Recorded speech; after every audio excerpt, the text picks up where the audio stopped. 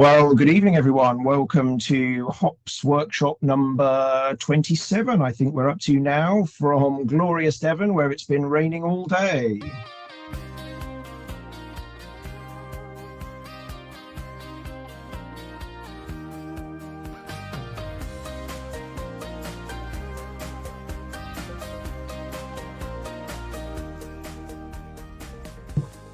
Do say hello to us in the comments. Let us know what organisation you work for and we'll say hello to you. So let's see who's first into HOPS workshop this evening. It's Wayne Dixon from the Weardale Railway. Thank you very much for tuning in, Wayne. Hello to Liz Hart from the north of England somewhere, I think. James Hartley is watching. Hello, James. Don't forget to tell us what railway you come from. Phil McIver is watching. Thank you very much, Phil, from PNP. And Jeff Senior. Hello, Jeff. Good to see you. Thank you very much for tuning in. Paul Richardson is watching from 76079. What railway do you work for, Paul? If you let us know, we will say hello to you. Hello, Bill Tyndall from the Llanfair and Welsh Pool Railway, I think. And who else is on here? Eben Potgeiter. Hello, Eben. Thank you very much for tuning in. Let us know what organisation you work for, and we'll say hello to you. Here we are, Will Smith from the Vale of Bridle Railway. Hello, Will. Thank you for tuning in. Paul Mills from the Chelsea and Wallingford. And Ruth. Hello, Ruth, one of our favourite HOPS workshop watchers from the Weardale Railway. Adrian from the Chinner and Princess Risborough Railway. Thank you very much for tuning in. This is HOPS Virtual Workshop number 27 on the subject of RM3 and the recently launched ORR e-learning tools.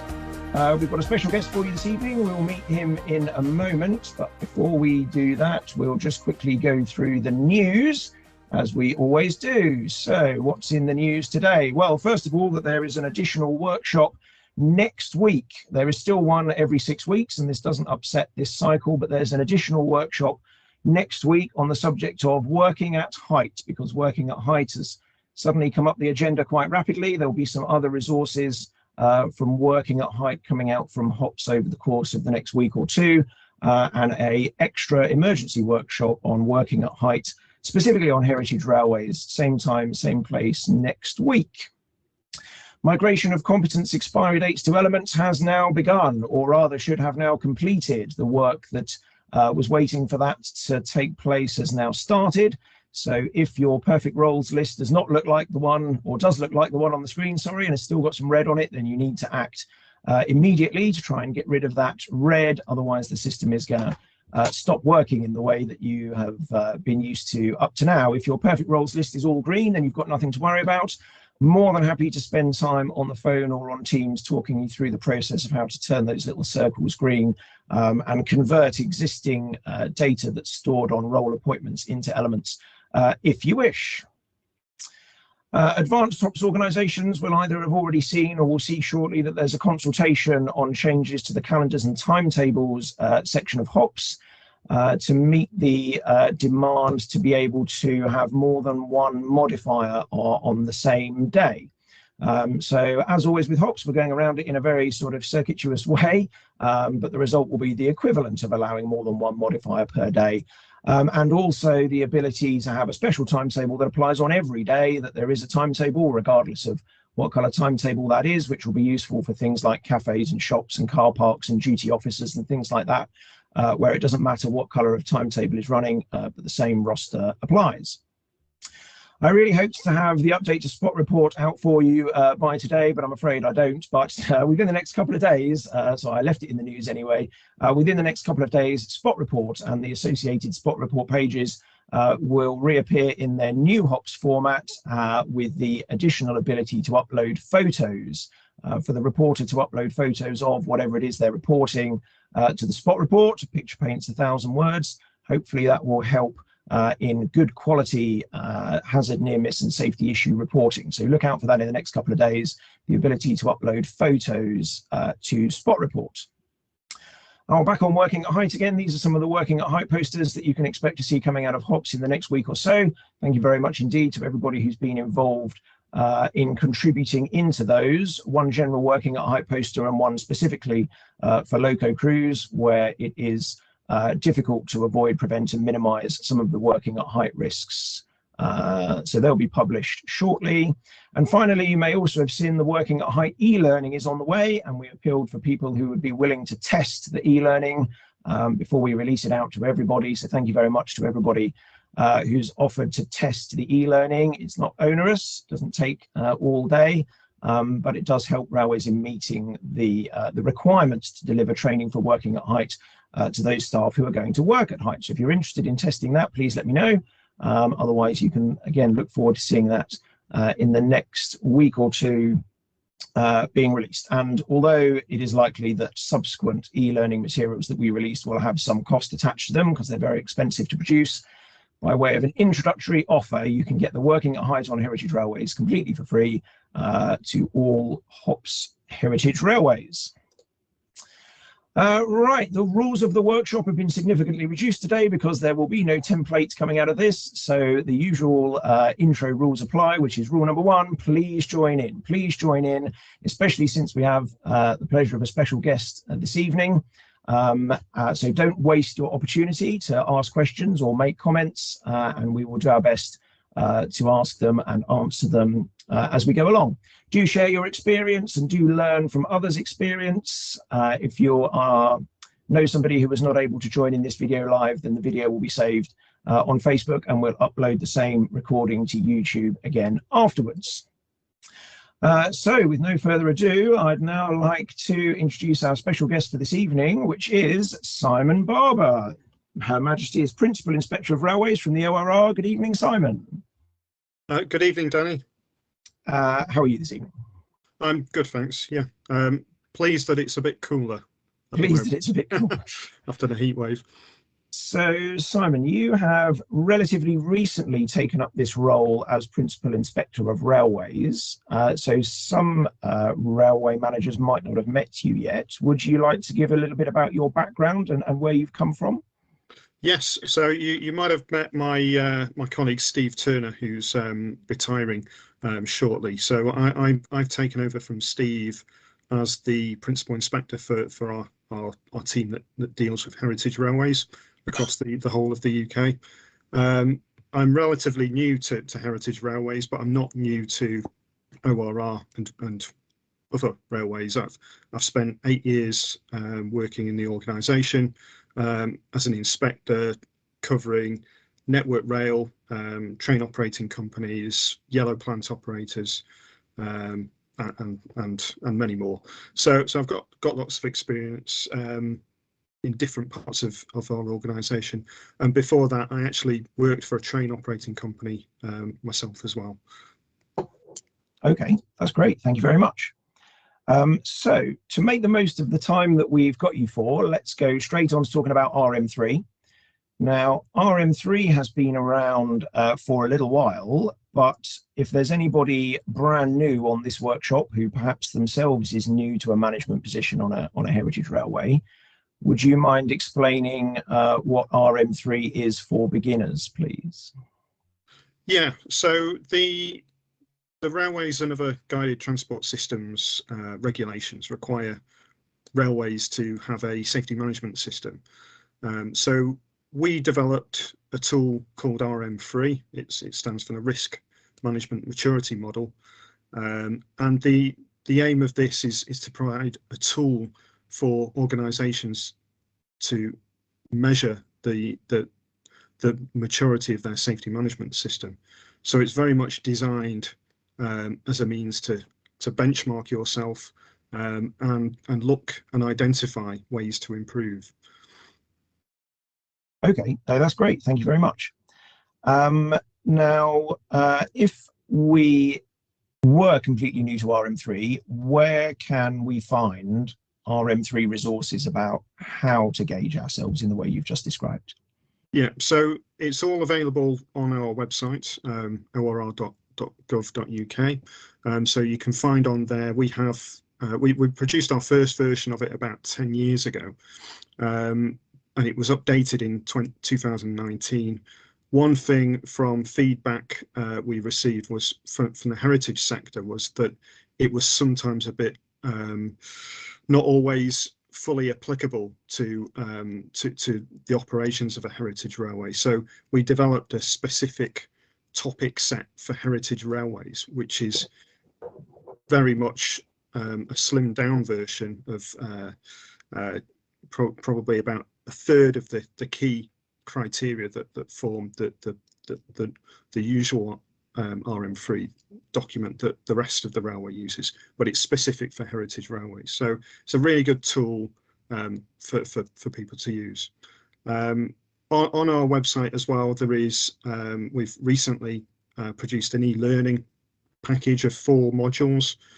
So there is you have the ability to go on there and go through these modules. They probably take about half an hour each, I'd say, and you can get a certificate for completing them when they're done. And they take you through starting off with an introduction to it and moving on to kind of how you can use it and get benefit from it. So there's quite a lot on our website there, but I appreciate some of the terminology, particularly to those who are new to it, can be a bit scary at first. But I can guarantee, having been in that position myself when I worked for a train company and being tasked with trying to understand it and utilize it, it is worth putting the effort in. So what a sort of level in the organization is RM3 aimed at? Which sort of levels of person should be paying attention to it? Yeah, that's a good question. I think we see it as a management tool for an organization to understand where its safety management system is in terms of maturity. So I guess there's two ways to answer that. Firstly, we use it when we are doing inspections, and you might have looked on our annual report and you will see RM3 analysis of the findings that we've had over the year, benchmarking different sectors of the railway industry. So you know, we use it, and we normally feed back, I guess, to the people that we are in contact with. So that might be safety managers, general managers.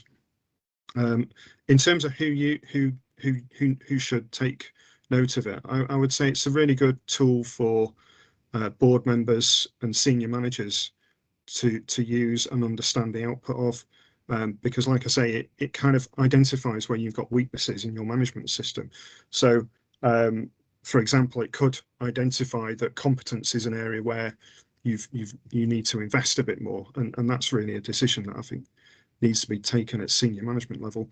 But I think probably in terms of day to day, it might well be more safety manager, general manager that uses the tool. Okay, great, thanks. Now, you wouldn't have been able to see, unfortunately, Simon, but I've got a slide on the screen that shows the topic set for heritage railways, the 8 or 9 topics. And so I just wondered if we could perhaps go through 1 or 2 of them in a bit more detail and get down into some of the detail of some of these topics, just to see how they should be applied. So yeah. If we looked, for example, at health and safety policy, leadership and board governance, and of course there's an intro that explains about it, and then there's the levels with the facts in. Would you just explain how that works, all the facts in the different levels? Yeah, so there's 10 criteria in the heritage, or 10 topics in the heritage set. There's 26 in the bigger model. You might decide that you want to use the bigger model, but the heritage one is specifically designed with heritage operators in mind. So for each of those 10 kind of topics, you can essentially assess each one, how mature you are. And there are 5 levels of maturity that you can assess at. So you can either work from the bottom or the top, depending on whether you're an optimist or a pessimist. I'll go from the bottom. So the first one is kind of ad hoc. So this really is, you're not really managing that very well, and possibly I would suggest not really compliant with the law. Then you have managed, and this is where there is kind of a framework in place, but it isn't necessarily always consistent. Then you have standardized, so this is where you can expect to see the same behaviors across the piece, but it might be at a fairly basic level. And then we have kind of predictable, a bit more a bit more of a stronger take on that, where you sorry, I think I might have just lost my connection there. I've still got you. Yeah, so predictable is kind of the system works quite well and feeds back to improvements. And then you have excellence, which is essentially what we would call best practice, where and typically what we normally say with this is, but I think it's a little bit different with the heritage model, but you'd be taking best practice from other industries and using that to learn as an organization yourself. So each of the 10 topics has a description for against each of these 5 levels. So the idea really is you kind of consider based on evidence where you feel or where you can see that evidence leads you to be. And what I think is the real strength of RM3 is, if, say, you found yourself at managed, you can look up at what's in standardized and see what are the things I need to do to improve. So I think it's a really powerful tool. And there's no one way to kind of use it yourself. There's no one kind of size fits all. Different organizations, I've seen different organizations using it differently, but still getting the same results. So you like I say, look at the descriptions, look at the evidence you've got, and work out where you fit in that against those criteria. Okay, thank you. Now I have been involved in the room when railways have been doing this exercise before through my work in HOPS, and what I think we quite often find is that, let's say we start at the bottom and we comfortably say, oh, we're not ad hoc, thank goodness.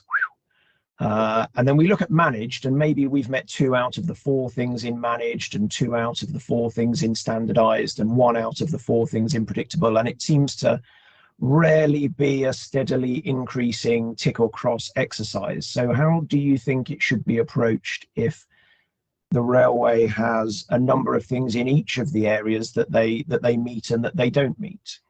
Yeah, that's a good question, and we do see that. So I think it kind of depends. We say look at 4 things when you're looking at the evidence. I'll do my best to remember them. Look at the quantity of evidence. So if you've got a lot of evidence towards managed and just a little bit of predictable, then you'd weight it more towards managed.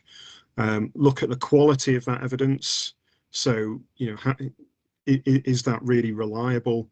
A good example would be if you've had a really thorough audit of a particular topic, then you could say there's strong quality of evidence there.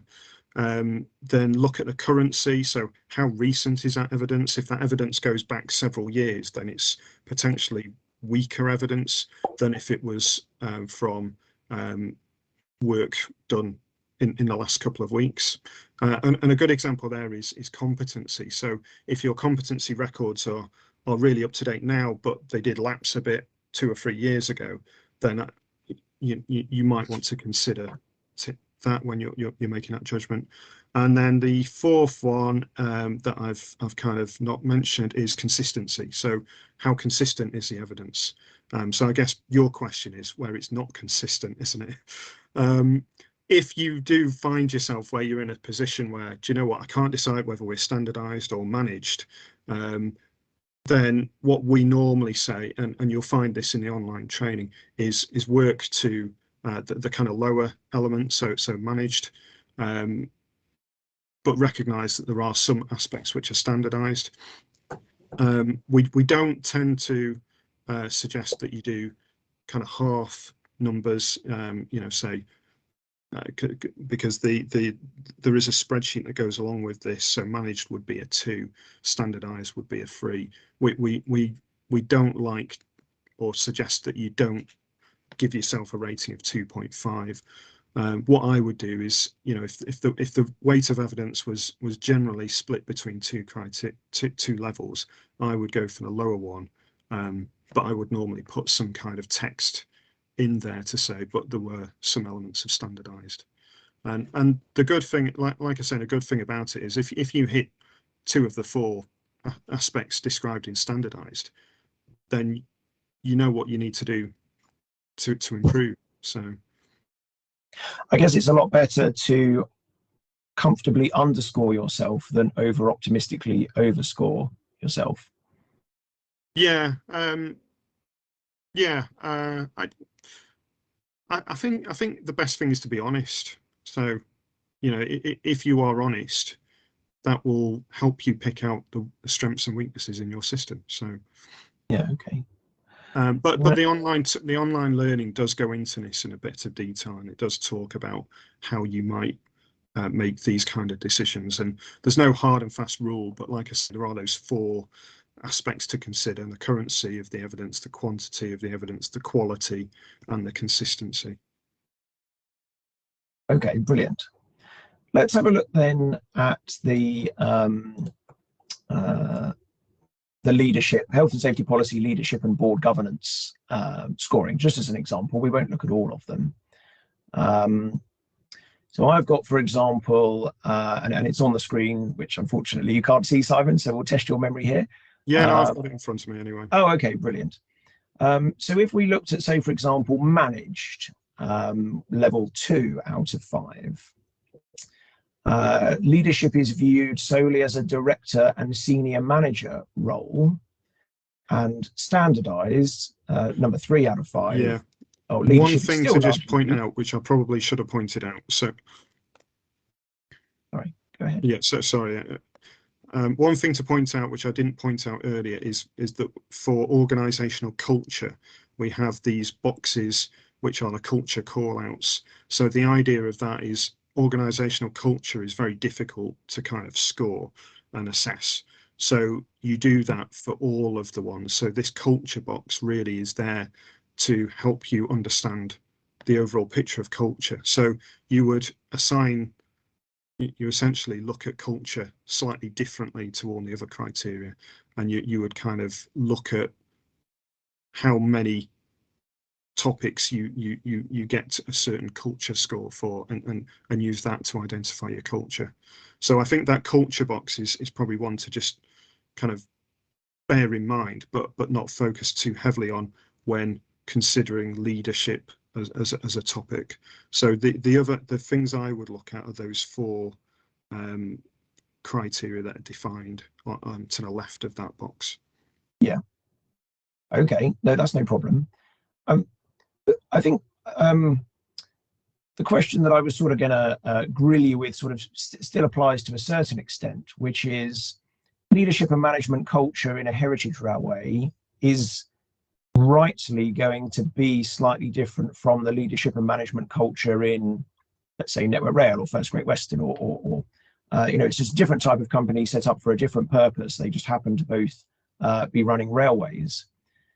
So is this, are these indicators specifically what you'd expect to see in a heritage railway, or are they what you would expect to see in another business in general, which might not be the same as on a heritage railway? No, I think leadership, health and safety leadership is still relevant to heritage railways. I take your point that there might be a different kind of organizational structure, but I still think it, a good example would be, for a heritage railway, you might have a general manager, and that might be what you consider the key leader that you're judging here. But we consider health and safety leadership to go beyond that, really. And if it was just viewed as that, then that would be a weakness in the management system. It's everyone's responsibility to do health and to work in a safe manner. And often leadership could be the permanent way manager or supervisor that's present on site just as much as it could be the general manager. So So I think that is still relevant in a smaller organisation, and with leadership, you need to think beyond natural leadership of the organisation and more kind of towards how is health and safety. How do kind of senior people and leaders push health and safety and set a good example for everyone. Okay. If I was a heritage railway and I scored myself on these 9 areas and everything came out excellent, what would you say to that?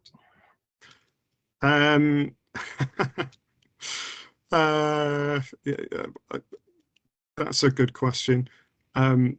I'd be surprised and pleased, probably. I'd probably ask about the methodology and how it was done.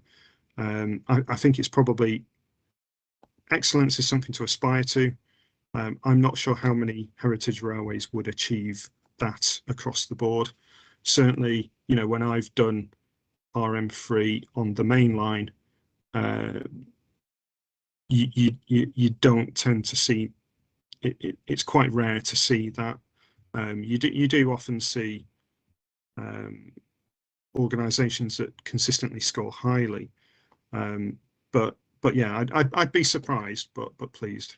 So I was being a little bit flippant, but what I really wanted to sort of establish is that when you come and visit us at our railways, I'm sure you'd be upset if everything was ad hoc, but I'm hoping that you're not expecting that everything is going to be excellent.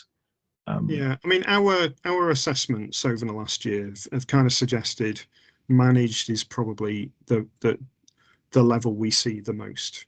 But we and is that an acceptable level? We see a range. In terms of, is that an acceptable level? I think probably a key point to make about RM3 is it's not the law. It's a tool to help you improve and meet the law. So what we expect is legal compliance. RM3 goes a bit beyond that. So if you're not scoring excellent, we can't do anything about, if you were scoring standardized for everything, then that's fine.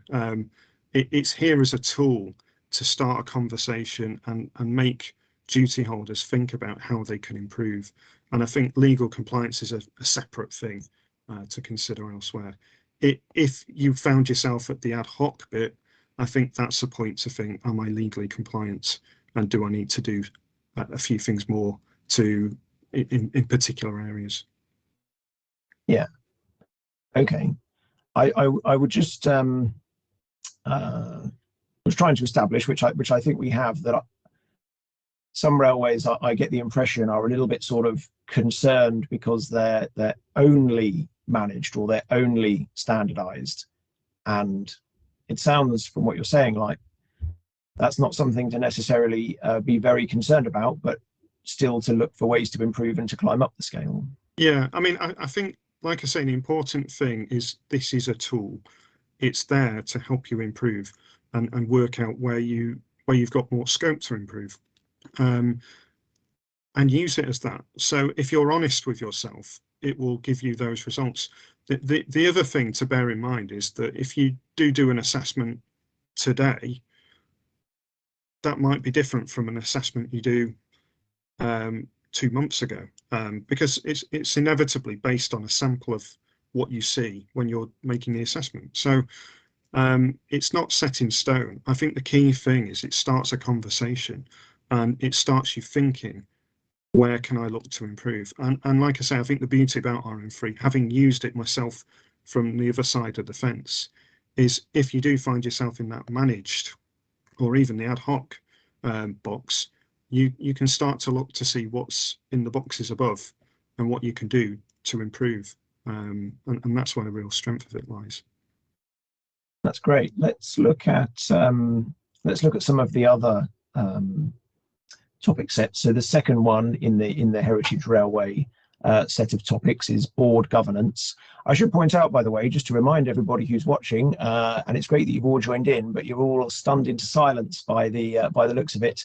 And normally you give me a lot harder time than you're giving Simon, I have to say. So do feel free to ask questions and comments in the comments, and I'll put them to Simon. And right on cue, thank you very much, Dan Timms, who's from the Avon Valley Railway, Simon, and has asked a question. And he has asked, in your experience of dealing with heritage railways, what are the two main topics that you have concerns about?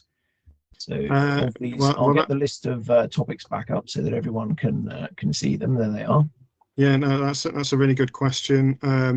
I would at this point say I'm fairly new to heritage railways, so out of that list, the two that I would be most concerned, if I was to pick two to have a good look at, I would say competence management system and probably management of assets.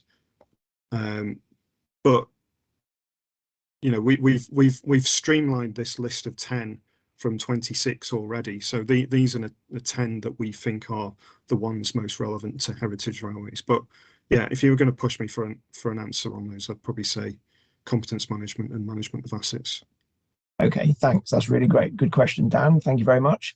If anyone else has any questions or comments that you want to put to Simon, then don't waste your opportunity to do so now, and I will pass on your comments and your questions to Simon and put him under the microscope. So we looked at safety leadership. Board governance is the next one. And again, you touched on this a second ago. Some heritage railways have boards where every director has a portfolio, and one of them is in charge of operations and another is in charge of rolling stock and so on. And some railways, the directors are more like trust directors, and they have a general manager or a managing director that sort of deals with the actual running of the company. Have you got any sort of comments on that, Simon? Not really. I mean, I think the criteria have been produced to kind of reflect the effectiveness of the board. So I mean, I don't think it necessarily, you know, different organisations will set up in different ways. There's no right or wrong way for that, is there? But obviously, the key thing is are the board effective in setting direction for kind of health and safety, and do they put the appropriate resources in place for that to be done? Okay, great. The next topic is written health and safety management system, SP4. Now, those that know me will know that I love a good safety management system. What do you think are good things and bad things that you've seen or you fear you might see in safety management systems?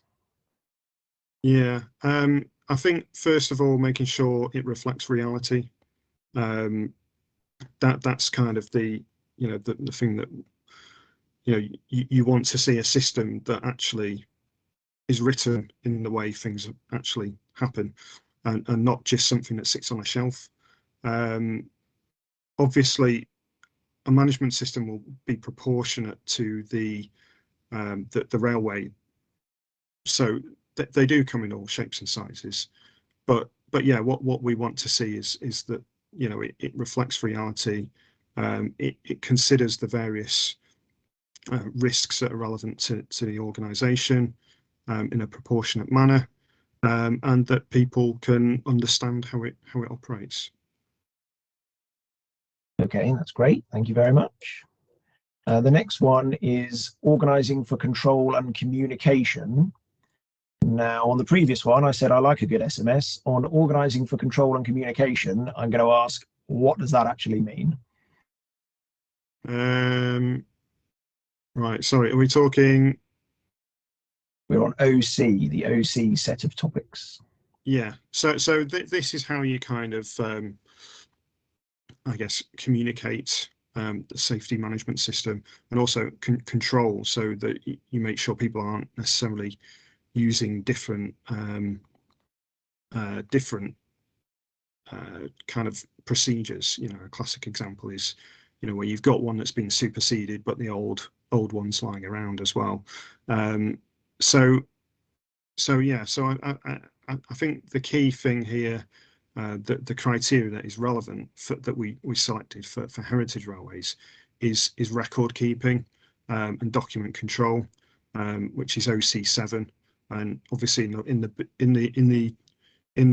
mainline version of RM3 we have a number of other criteria, but this one is something that we thought was particularly relevant for heritage railways. So record keeping, I think, and how you control those records is something that's important. So at the very bottom, you know, if you're not doing that, you've not got those records, then obviously that's you're in a difficult place. And a good example there would be if you haven't got records of competency, then you can't demonstrate that people are competent to do safety critical work. And then you go up the system, depending on how well that is managed. And I guess at the lower end, you might have a fairly rough paper-based basic system. At the top end, you might have a more centralized online system that everyone follows, and it's really clear. And you can, from that, derive quite useful analysis that can help you improve. Okay, you mentioned competence records there, which I'm sure everybody watching will agree with. What other records might you ask us to produce when you come and visit us at our railways? Things like permanent way inspection records, structure examination records, training records, risk assessments. Yeah, there's quite a long list, I think. Okay, that's fine. I just thought some other types of record that we could prepare for for your arrival. But that's good. Thank you very much. Right, this page is blank. Oh, okay. Right, securing cooperation, competence, and development of staff at all levels. OP2, competence management system. What do you expect to see here? Let's have a look.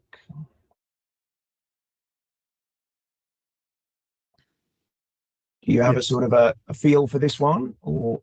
Yeah, so obviously at the bottom end, if we go somewhere and there's no structured competence management system in place, then obviously that's ad hoc. If there is something, but it's perhaps not being consistently followed, then that would be managed, and so on up to excellence, where again there is a clear competence management system that everyone understands how it operates, and it's clear how individuals' competence is managed and training is provided. Okay, thank you. Just before we go on to the next one, planning and implementing risk controls through coordinated management arrangements. I'm going to slightly paraphrase a question that's been asked in the comments, and I'm going to paraphrase it too. Can you think of any examples where you've seen really excellent stuff on heritage railways that really would tick the excellent box, even if not all of the excellent criteria, that you might want to share so that we can all do it and all tick that box? That's a good question. Sorry to put you on the spot. Yeah. No, I've just got to kind of move my my mind to a different place. I think I would suggest the areas that we tend to see more examples of stronger performance against the topics is probably in the area of leadership, where you can clearly see there is strong leadership on safety throughout the organisation. So I'd say that's one where we've probably seen that. I'm just wondering, our annual report last year has a spider graph of the maximum and minimum I'll look for it. Kind of scores that we gave internally on that, and I don't think there was a single excellent. Oh, right. Okay. That's there were a few fours, a few kind of predictables, but I don't think we saw an excellent. Right. I think this is the heritage mainline operators, non-mainline operators. Am I looking for a specific table? Is that what I'm looking for? Yeah. So on, are you in our annual safety report from last Yes. year? The bottom of page 86. Oh, okay. Well done. 84.5. No, I'm not in the same thing as you are. Annual report and accounts. That's probably not the right thing, is it? No, it's our annual health and safety report 2021 to 22. Health and safety report. Right. Let's have a look at that. Annual health and safety report. Here we are. Annual health and safety report of Britain's railways. What page did you say? 86? 86. Let's have a look. Oh, yes, that looks perfect. Heritage Railway spider graph. So this, if you look at that spider graph, I don't know if you've got it on the screen, but I have, yeah. The dark blue is the range that we believe we saw, and the red line is kind of the most common that we saw.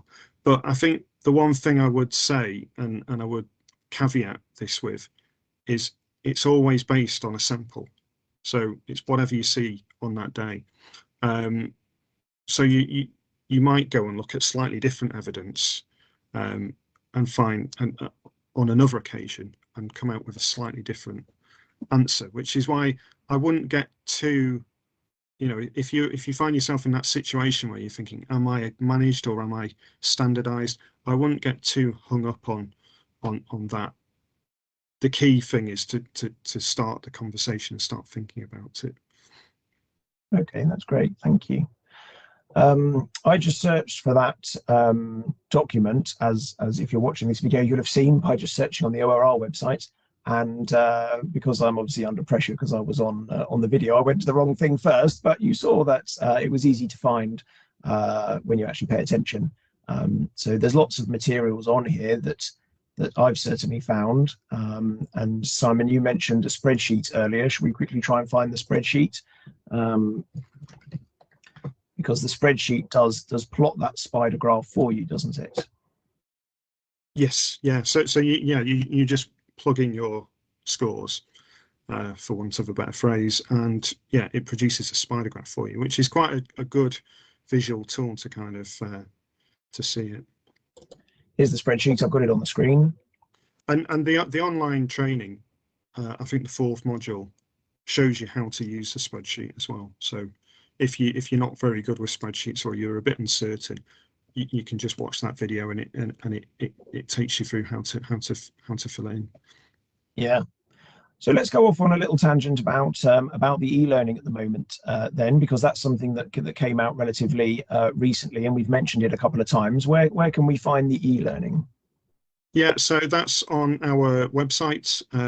If you follow through to the RM3 section, then you should see a link to the online tool. It's completely free and available, and yeah, it's we produced 4 online learning tools. They're interactive as well. It's a good mixture of videos, reading, listening, watching, and there's 4. The first one is the introduction to RM3. The second one is what is RM3, which I guess gives a bit more detail, and then there's one about how to use it, and then there's a third. The last one talks about how to actually do it in practice. We've just looked at that on the screen, so I started up the introduction to RM3 one just to give a little taster. But that's where you can find it. It's on the ORR website. And I'm sure, just to demonstrate, if I was to type in RM3, in fact, it's the top result there, Risk Management Maturity Model RM3, and there's the 4 modules of e-learning further down the page. So if you haven't already done them, then I would definitely recommend having a look. And as Simon says, they're available to anybody. So it's really good, even if you're not necessarily at a senior level on a heritage railway, but you're interested in what's going on, then it's an opportunity for your personal development there as well. Yeah. I would say as well, if you're wondering how long it takes, I would say allow about 30 minutes per module, so 2 hours for the full set. It's not a huge amount of time, but yeah, they've done a really good job in producing that. Another good question has just come through. Whoops, which I've just dropped. Another good question has just come through, which I'll ask as it's written. It is, what consideration has the ORR given to the fact that heritage railway undertakings are often volunteer managed, and we haven't got the resources to focus on implementing and taking on board RM3 compared to our mainline counterparts? I appreciate that the number of modules is reduced, but are expectations managed and other considerations given, e.g. dealing with a higher turnover or struggling to get resources, which I think we can all agree is true, no matter how tough it may be. But would you like to comment on that, Simon? Yeah, I mean, I would say, first of all, it's not mandatory to use it. It's a voluntary tool that's there for you to use. Why use it then? I think there's a few reasons here. One is we use it. So if you want to understand what we're going to kind of look at an organisation, how we're going to approach an inspection, then it's quite useful. But like I said, I think it does help identify those strengths and weaknesses, identify areas you can improve and benchmark over time. But in terms of if you were a smaller one, then I would say just do it proportionately to, I think any kind of dipping the toe into this, it's a tool there to use and help you improve. If you're a really small heritage railway, you could just look at one criteria that you think is particularly relevant to your operation and just look at that. Whereas if you're a much bigger operation, you might look to use it a bit more regularly and frequently. So we have no problem with people taking a proportionate approach, and it's there as a tool. It's a free tool. Yeah, it's there to help. So that's great, and I think a lot of railways will be very, very pleased with how many times now you've mentioned that the amount of work that goes in it should be proportionate to the risk of the railway as a whole. And I think a lot of railways will be grateful for that.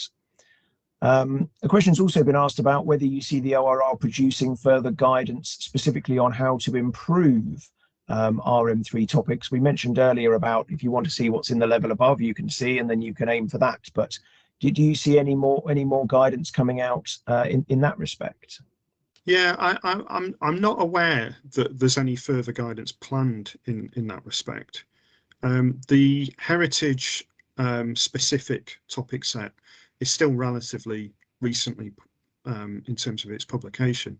It's only about 18 months old, so we're probably still waiting to see how that's landed before making any further decisions on what we do in the future. But I think personally, I think there is already quite a good framework that provides that in that document. So I wouldn't necessarily envisage that we would need to do that. Okay. And we mentioned earlier, but perhaps we haven't explained fully for viewers who might not be aware about the fact that this is a subset of the main set for heritage railways, isn't it? Would you like to explain about that, please? Yeah, so we have the original RM3 had 26 criteria, and we recognise that heritage operators tend to be smaller organisations than their mainline counterparts, and the risk profile is different. So that's why we produced a reduced topic set. Having said that, if you were an operator, for example, that also operated on the mainline, you might want to utilise the mainline version, or you might want, if you were a larger organisation, you might want to utilise the mainline version. that we have, because there's just more detail there. There's more criteria to look at. There's if you felt that was proportionate to your management system, then that's a good tool to kind of to utilize.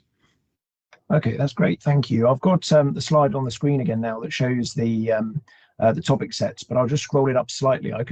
I had it aligned previously to fit all the topic sets on the page, but if I scroll it up and lose some of the topic sets off the bottom, you can see that the heading is RM3 topic set 1 for heritage railways. So just in case anybody wasn't aware, these 9 topics are not everything that a mainline operator has to do, but are the subset that's been specifically identified for heritage railways.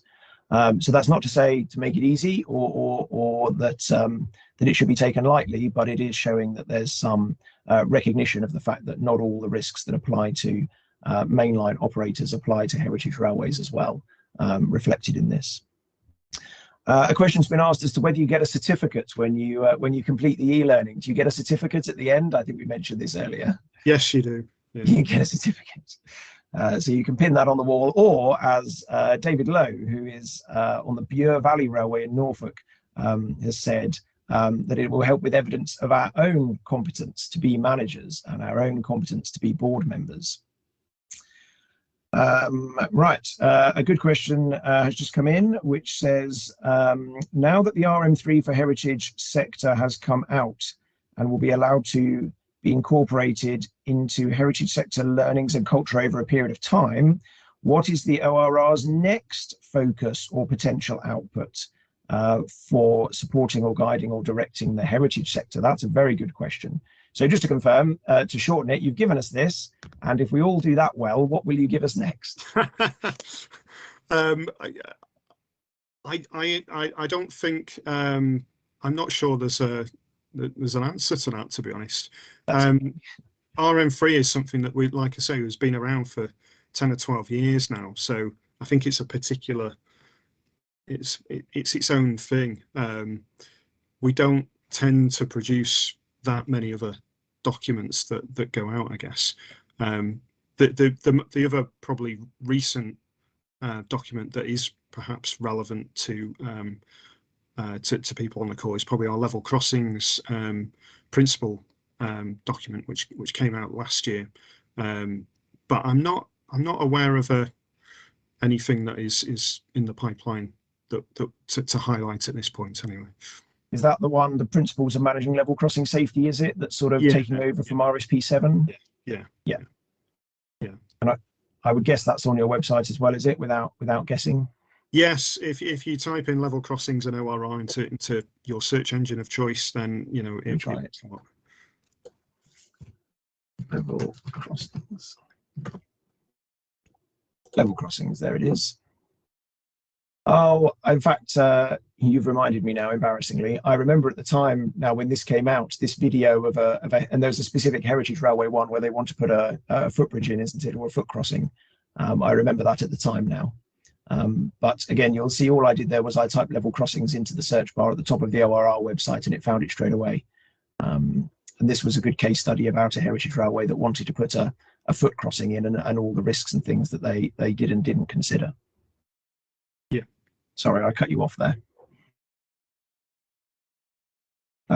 Okay, right. It is 7 minutes to 8, and we've got the pleasure of Simon's company until 8 o'clock. So now is coming up towards your last chance to get your difficult questions in for Simon to answer, or your comments or your thoughts on life, and we'll put them to Simon and see what his view is. Now, earlier on, Simon, I said if I scored myself on RM3 and I said everything was excellent, what would you feel about that? And you very politely basically said it would be unbelievable. So now let me ask you a question, and I suspect this might be what's going through the minds of some people watching this, is what if we score ourselves and we are quite a lot of ad hoc, which is the bottom level of the 5? Other than trying to improve, what could you say to us about that? I think the key thing I would do if I was in those shoes would be to draw up a prioritised action plan focusing on those weaker areas. And you could use the criterion RM3 to try and develop that. And we're always more reassured when we find a duty holder that has identified a weakness and has a plan in place to improve than we are when we turn up and find that ourselves. So I again, I would be honest and use it as a tool. It's there to kind of identify areas where you can improve your safety management system. And if you don't use it as that, if you're not honest, then you won't find those areas, will you? So that's great, thank you. Right, to take a step slightly back from RM3, and we had a question earlier about which topic sets you were sort of most concerned about, or which topics you were most happy about. But if we step back from RM3 and we think about the next year or two of you being the principal inspector of railways and potentially meeting some of the people who are watching this video at their railways, can you predict what you might be more interested in, or what's on your radar as an upcoming area of safety focus for the future? Yeah, one area which we set this out in our annual health and safety report, so it's in the public domain already, but the management of kind of civil engineering structures is something that we want to take a closer look at in the future, to understand how the heritage railway sector is kind of managing some of its aging infrastructure assets. So we kind of going to take a slightly different approach from our normal inspection approach, where normally we go to a duty holder and we look at everything. We're going to take a slightly different approach for this particular piece of work and go to a selection of operators and look at how they manage their civil engineering assets, and hopefully try and build up a picture of how mature the sector is in that. And we might pick out some good practice as well that we can point out to other operators. So that's definitely one topic that we're looking at. So that would be structures and earthworks, and how you inspect and maintain those assets. That's probably the key thing on a proactive way. Does that answer your question, Danny? Yes, I think so. I was just, fishing for information, really, yeah. I guess, because I'm sure there's not a definite answer or an easy answer, but it was just it was asked in the comments about what future areas of focus are likely to look like, and I hope you won't mind that we sort of asked that, because I think if you tell us in advance what you're going to scrutinize us on, then we'll make sure we're good at it, I think is the thing. Yeah, and I'm sure you'd probably rather we took that approach than finding out after you'd scrutinized us. Yeah. Okay, right. Well, unless any final comments come in the last 1 minute of this workshop, this really is your last chance now. We'll say thank you very much indeed to Simon for joining us. And we look forward, perversely, to meeting you. Well, I'm sure we do look forward to meeting you, and I hope you'll look forward to meeting us. You've got, I believe, a sort of a little support team in the ORR now, haven't you? There's more than one Heritage Railway inspector. Yes, we have a colleague, Simon Smith. Simon tends to deal with the south of the country, and I deal with the north. We also have we do get occasional additional resource as well from because one thing we recognise is it's quite a niche area, so we like to occasionally bring different inspectors into the team for a short period of time. So you may see or meet other inspectors as well. But Simon and myself are the two core members of the team that are permanently looking at heritage operators at the moment. Brilliant. Okay, well, thank you so much. Unfortunately, we're both called Simon though. So thank you very much indeed for joining us. It's been great to meet you, and hopefully you might join us again in the future when we've got some other hot topics to talk to you about, or want to press you for answers on something. And we will speak to you again soon. yeah, thank you for having me, Danny. That's okay, no problem. Right, that is it from us then for another HOPS workshop. It's 8 o'clock. Thank you very much indeed to everyone for joining in. The next HOPS SMS workshop is next week. It's very soon after this one. It's obviously not normally this soon. 7 p.m. on Facebook Live, same time and same place as this one has been. That's Tuesday, the 23rd of August, with the additional HOPS workshop on the subject of working at height. There'll be the usual SMS template documents come out of that at the end of it, in the same way that we have done for our other workshops. And then, of course, the next workshop will be 5 weeks after that rather than 6. So we'll keep up the same 6-week cycle that we've been on. This is an extra one inserted in the programme. Thank you very much indeed to all the railways that have contributed towards the HOPS workshop and have already been contributing towards the Working at Height workshop. Thank you very much indeed for that, and thank you to everybody that has been involved or has agreed to be involved in the testing of the e-learning. So we'll see you a week today, 7 p.m, Tuesday the 23rd of August on Facebook Live for Working at Height.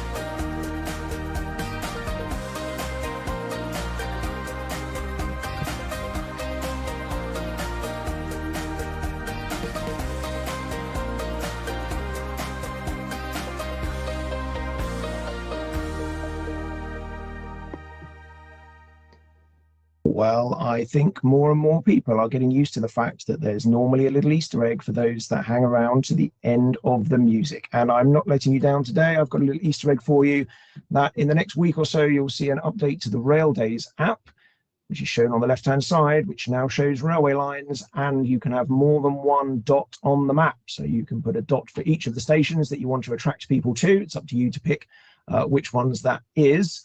And also, there will now be a favourites button on railways, which you can see in the middle, which will allow railways to subscribe, or sorry, allow users to subscribe. And you can send push notifications directly to them. This will be a very high quality mailing list because everybody who's on it will have specifically opted in.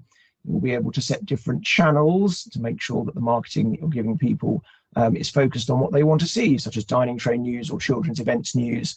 That is all for you to look forward to in the Rail Days app in the latest version, which will be launching in the next week or so. So as a special treat for hanging around to the end of the music, you'll get to see it first before it's, because you'll know it's coming when you see the app update before everybody else gets advised about it.